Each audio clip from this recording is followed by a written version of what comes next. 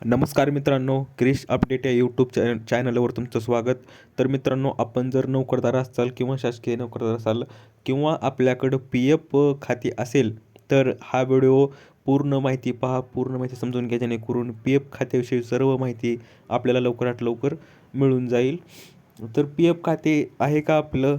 तर या चुका तुम्हाला नक्की टाळायच्या आहेत. तर प्रोव्हिडंट फंड त्याविषयी आपण माहिती पाहणार आहोत. तर नोकरदार वर्गासाठी अत्यंत महत्त्वाचा असलेला भविष्य निर्वाह निधी जो ई पी एफ जो असतो, तर त्या खात्यातून पैसे काढणे, ट्रान्सफर करणे यासाठी के-वाय-सी अद्ययावत असणे बंधनकारक असते आणि त्यामुळे आपल्याला के-वाय-सी करावी लागते. ई पी एफ ओने घरबसल्या ऑनलाईन के-वाय-सी अपडेट करण्याची सोपी प्रक्रिया उपलब्ध करून दिली आहे.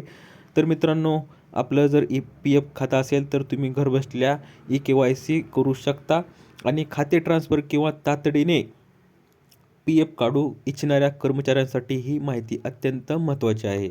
तर मित्रांनो, आपण पाहू शकता की के-वाय-सी स्टेटस व्हेरिफाईड करायचं आपल्याला आहे. तर के-वाय-सी अपडेट कसे कराल? तर पायरी 1, सर्वप्रथम ई पी एफ ओच्या अधिकृत यू-एन मेंबर्स पोर्टलला भेट द्या.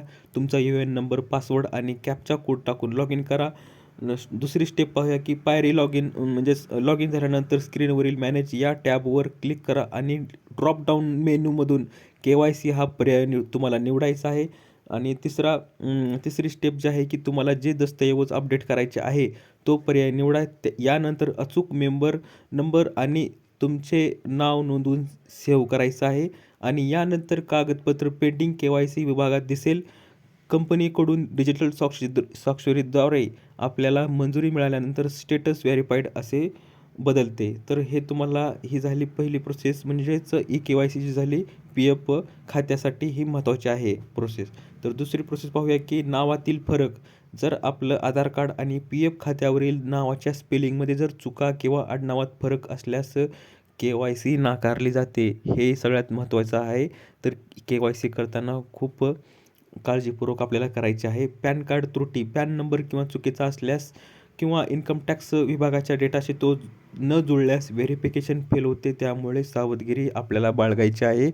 त्यासाठी तुमचा जो पी एफ आहे तो किंवा मिळू शकणार नाही, म्हणून तुमचे व्यवस्थित डॉक्युमेंट तुम्हाला सबमिट करायचे आहेत.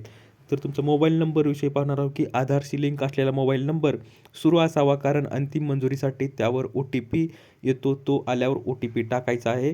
आणि आपल्यासाठी आपण एक सल्ला पाहूया की पी एफ क्लेम करण्यापूर्वी नाव, जन्मतारीख आणि बँक तपशील सर्व अधिकृत कागदपत्रावर एकसमान आहेत की नाही याची खात्री करून घ्यायची आहे. तर आपण खाली पाहूया की के-वाय-सी अपूर्ण असल्यास काय होईल? जर तुमचे के-वाय-सी डिटेल्स अपूर्ण किंवा चुकीचे असतील तर ऑनलाईन क्लेम सेटलमेंटमध्ये अडचणी येऊ शकतात. तो तुम्हाला प्रोव्हिडंट फंड जो असतो आपला, तुमच्या नोकरीत तुम्हाला जो फंड पी एफ कटून तुमच्या अकाउंटवर पडलेला असतो तो तुम्हाला मिळू शकणार नाही. तर ह्या तुमच्या चुका तुम्हाला टाळायच्या आहेत. तर अशी ही माहिती आहे पी एफ अकाउंटविषयी. तर मित्रांनो, दिलेली माहिती समजली असेल तर व्हिडिओला लाईक करा, जास्तीत जास्त शेअर करा आणि अशाच अपडेटसाठी चॅनलला सबस्क्राईब करायला विसरू नका. तर भेटूया पुढच्या व्हिडिओमध्ये अशीच एक अपडेट घेऊन. तोपर्यंत धन्यवाद.